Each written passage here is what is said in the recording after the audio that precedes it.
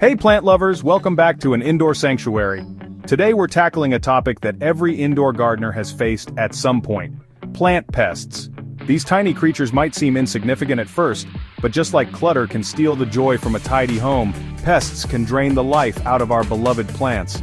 But don't worry, just as we tidy our homes to spark joy, we can create a peaceful haven for our plants, free from unwanted visitors.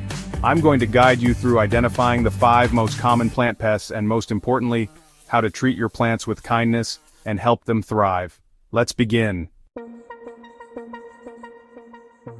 First up, we have fungus gnats. Imagine these tiny, dark, fly-like insects, often no bigger than a sprinkle of pepper, fluttering around your precious plants. While their adult forms might seem like harmless specks dancing in the sunlight, their presence signals a deeper issue. Fungus gnats are drawn to moisture, especially the dampness found in overwatered soil. Their larvae, tiny creatures hidden within the soil, feed on organic matter.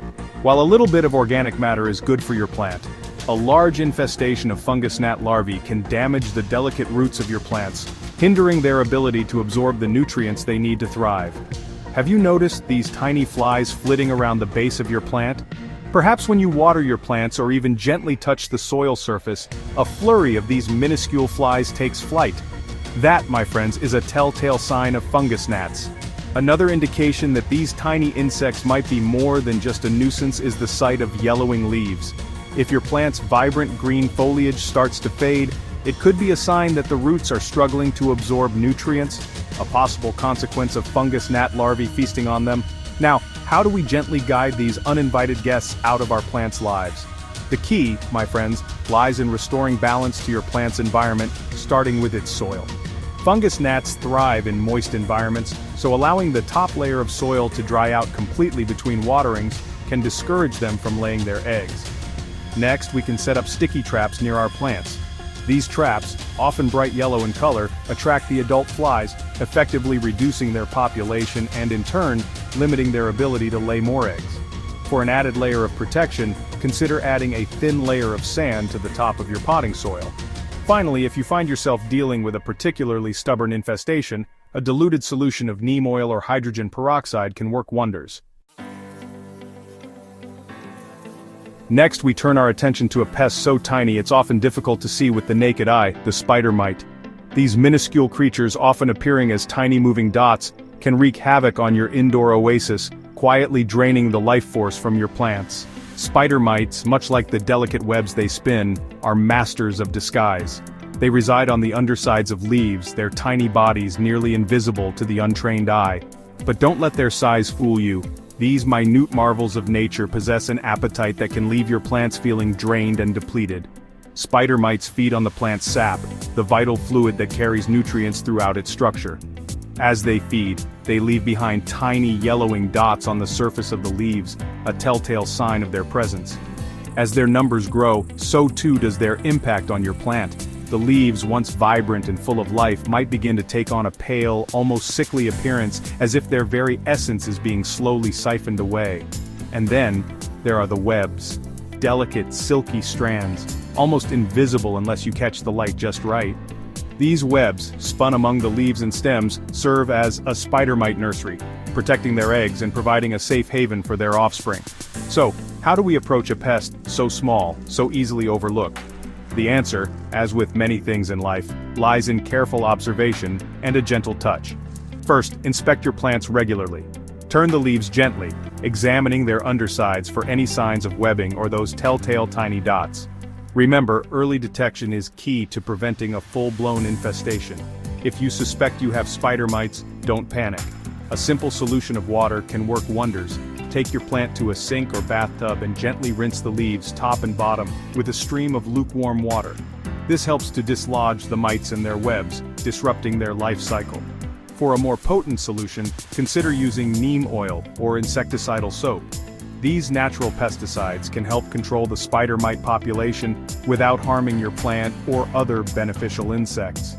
Finally, remember that spider mites thrive in dry environments.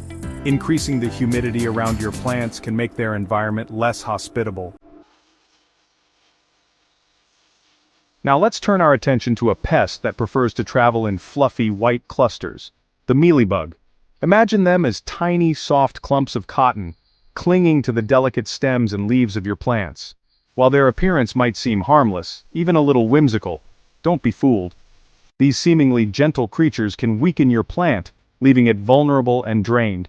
Mealybugs, like their aphid cousins, are sapsuckers, drawing the vital fluids that carry nutrients throughout the plant.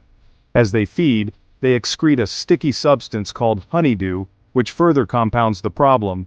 This honeydew, sticky and sweet, can attract ants and encourage the growth of sooty mold, a black, unsightly fungus that can further hinder your plant's growth. You'll find mealybugs hiding in the nooks and crannies of your plants. Look closely at the leaf joints, where the stem meets the leaf, and along the underside of the leaves, especially along the veins. If you notice tiny, white, cotton-like masses, you know mealybugs have arrived. Inspect your plant carefully. They are often found in clusters, their soft bodies huddling together.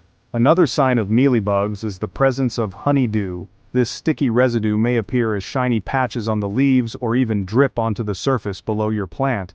And then, there's the unfortunate consequence of a mealybug infestation. Your plant's leaves might begin to curl, distort, or even wilt. This is a sign that the mealybugs are draining its energy, depriving it of the vital nutrients it needs to thrive. Now, how do we address this infestation with grace and care? The first step is to isolate the affected plant. Just like decluttering a space, we want to contain the problem and prevent it from spreading. Next, we can gently remove the mealybugs. A cotton swab dipped in rubbing alcohol is a precise and effective tool for this task. For a more comprehensive approach, consider using neem oil. Now, we turn our attention to another common plant pest, the aphid. These tiny pear-shaped insects might appear in various colors, from pale green to black, often blending in with the plant itself. Don't let their small size fool you. Aphids, like mealybugs, are sapsuckers. They use their piercing mouthparts to tap into the plant's phloem, the vessels that transport sugars and nutrients, essentially stealing the plant's food source. You'll often find aphids congregating on new growth, those tender, young shoots that are full of vital fluids. Look closely at the underside of leaves, the base of buds, and the tips of stems, as these are their preferred feeding grounds. One of the most obvious signs of an aphid infestation is the presence of these tiny insects themselves. They often cluster together, their pear-shaped bodies creating a moving mass on the plant's surface. Another telltale sign is the presence of honeydew. Like mealybugs, aphids excrete this sticky substance as they feed, leaving behind shiny patches on leaves or even dripping onto the surfaces below. As aphids feed, they inject toxins into the plant, which can cause distorted growth. You might notice the leaves curling, puckering, or becoming stunted. This is the plant's way of trying to protect itself from further damage. So how do we gently encourage these uninvited guests to leave our plants in peace? The first step, as always, is to isolate the affected plant, preventing the aphids from spreading to other plants in your collection. Next, we can give the plant a gentle shower. A strong stream of water can dislodge aphids from their feeding spots, disrupting their life cycle and giving your plant a chance to recover. Finally, we address a pest that often disguises itself as a natural part of the plant, the scale insect. These tiny creatures, often brown or tan in color, attach themselves to the plant's stems, leaves, and even fruits, looking like small raised bumps or shell-like growths. Scale insects are masters of disguise, their immobile forms blending in seamlessly with the plant's texture.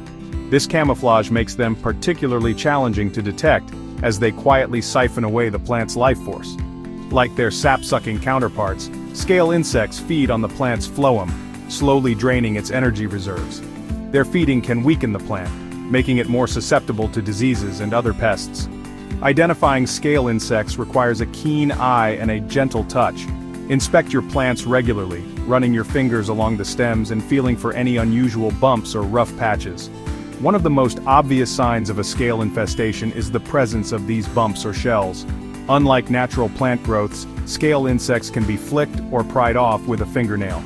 As with other sap-sucking pests, honeydew is another indication of a scale insect problem. Check for sticky residue on leaves or stems, as this is a sure sign that these stealthy insects are at work.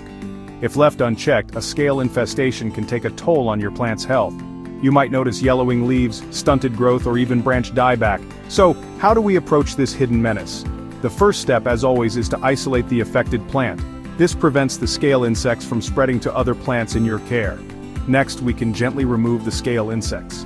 A soft toothbrush or a cloth dipped in rubbing alcohol can effectively dislodge these stubborn creatures.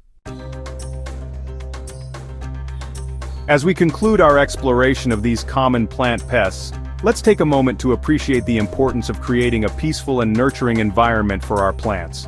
Just as we tidy our homes to cultivate a sense of calm and joy, we can create an indoor sanctuary where our plants can thrive, free from the stresses of unwanted guests. Remember, prevention is key.